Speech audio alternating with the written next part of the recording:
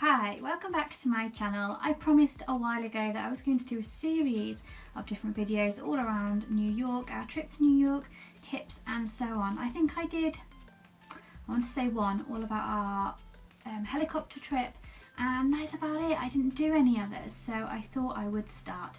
And what better way to start than my top tips for visiting New York. So if you're interested in this, then stick around. So number one, my top tip would be to look at the different areas of Manhattan when you're deciding to book and where to stay. Manhattan is pretty big. It's not too big in the sense that you can walk Manhattan. It's very tiring. It is fairly big, but it isn't, let's say, the size of walking from one side of London to the other. So areas to stay. So you don't need to worry too much about the particular area that you stay in. The transport links are super good. The metro is fantastic and really easy to use, so you can get from one area to another if you're not walking by using the tube. Everything is also set out in blocks, so if you are from the UK like I am, you'll know everything has street names, roads, and it can be quite difficult to navigate. Whereas New York is basically like a grid on a map, and you have your blocks, so you know exactly where you are at any given time. People do tend to be sucked into Times Square, and when we were booking we had lots of recommendations to stay in Times Square. Of course, it's super famous and for obvious reasons. However, it means it comes with a hefty price tag. It also means you've got to get a lot less for your money in terms of room size, and it also means it's super busy. So if you stay just outside of a certain area, then it may be much quieter, you get a lot bigger space for your money, and yeah, you end up better off and you have those spare dollars for spending money. We stayed in Midtown, down at the Hilton, around the UN area, so the United Nations area. It was about a 2-minute walk from the Chrysler Building and probably 10-12 minute walk from Times Square. So far enough away to be out of it, but close enough to soak up that atmosphere. Number two is don't be afraid of the subway, so the metro. We put it off for a couple of days and just decided to walk most places because we were central, midtown. Clues are within the name, we were in the middle. So one day we would go up, one day we would go down, and then we were in the middle slice, so easy to get around. As the days went on, because of poor weather more than anything, we were having to squeeze in a lot more into a smaller space of time, and therefore we jumped on the metro a couple of times. It was super easy, and we thought to ourselves, why didn't we do this earlier?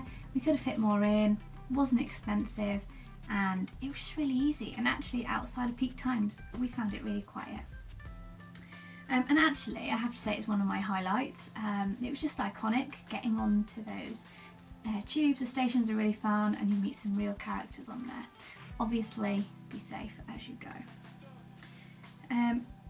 The third one is linked again, and that is just to get out and explore. Have an itinerary, but have a loose itinerary. So we had a list of things we wanted to see. But other than that, we just walked and we just walked and we walked and we walked a bit aimlessly really, and we come across things that we perhaps wouldn't have come across otherwise.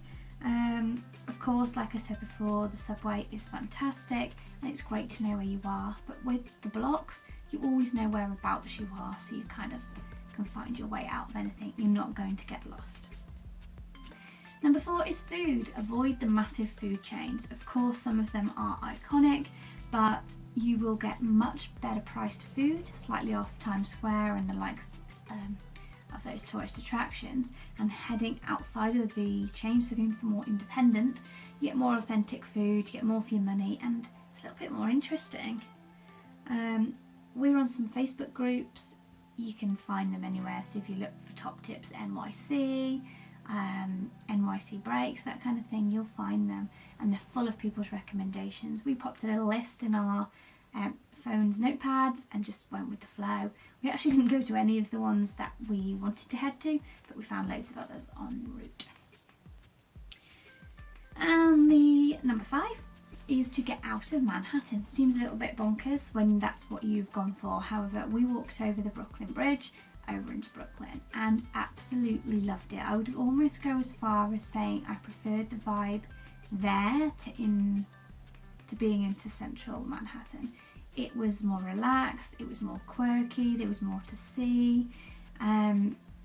Things weren't as expensive as they were in central Manhattan, and we just watched the world go by there and absolutely loved it.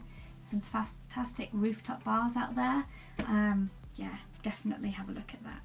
I think next time if I go, I'd like to stay that side of the bridge. It takes 10 minutes to walk over into Manhattan, but at least you've got that option.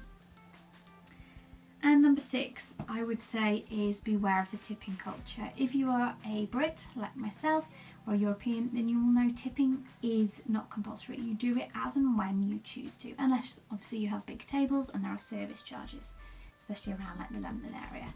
However, in New York, that's not the case, so it's worth just reading up on the tipping etiquette before you go. Thanks for watching. I will insert some pictures and videos and all that kind of stuff now, and let me know what else you would like to know about New York, and I will make sure I come back to you. Thanks for watching. Bye.